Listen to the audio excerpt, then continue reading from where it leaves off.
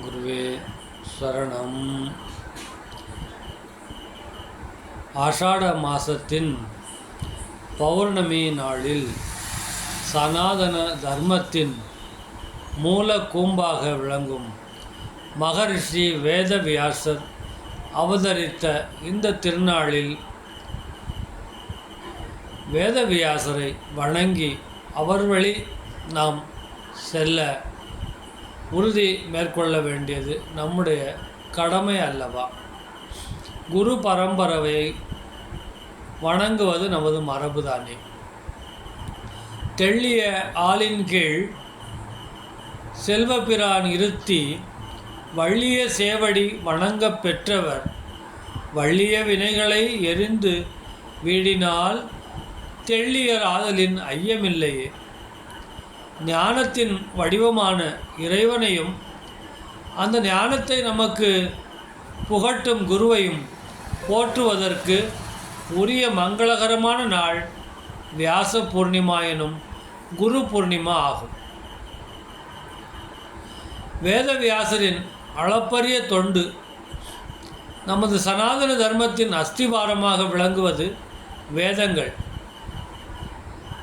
அளவிடற்கரிய வேதங்களை ரிக், யஜூர், சாம, அதர்வண என 4ஆக பகுத்து உலகிற்கு எளிமைப்படுத்தி தந்தவர் மகரிஷி வியாசர்.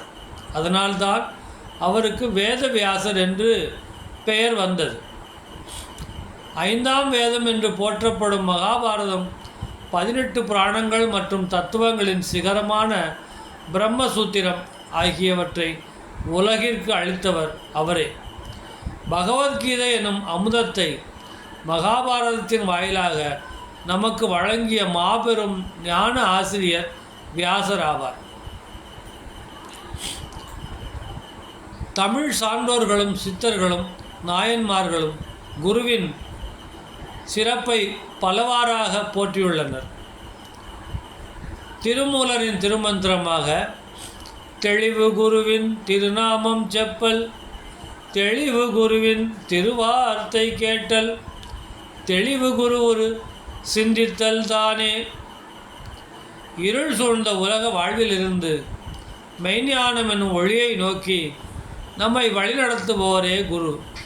கு என்றால் இருள், ரு என்றால் அதை அகற்றுபவர்.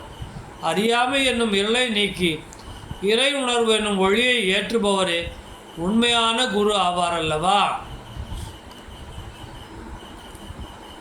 இக்கால சூழலில் வியாச பூஜையின் முக்கியத்துவமாக நாம் நடத்துகின்ற ஜபம், ஹோமம் மற்றும் வழிபாடுகள் அனைத்தும் உலக சேமத்திற்காகவும் நமது மத தூய்மைக்காகவும் செய்யப்படுபவை அல்லவா?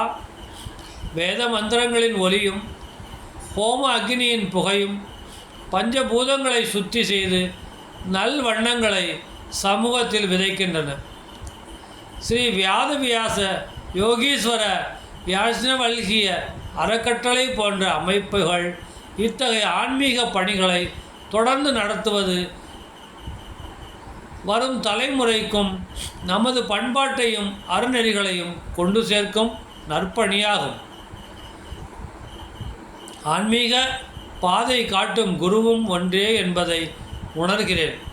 வியாச பூர்ணிமாவாகிய இந்த நன்னாளில் இனிவரும் நாட்களிலும் நமது குருமார்களின் வழிகாட்டுதலை பின்பற்றி நற்பண்புகளுடனும் இறை சிந்தனைகளுடன் வாழ உறுதி ஏற்க தமிழாசிரியர் ரங்கன் ஆகிய அடியேன் ஓம் ஸ்ரீ வேதவியாசா நமக, குருவே சரணம், குருவே துணை என்று உறுதி கொள்ள வேண்டுதல் சமர்ப்பிக்கிறேன். நமஸ்காரம்.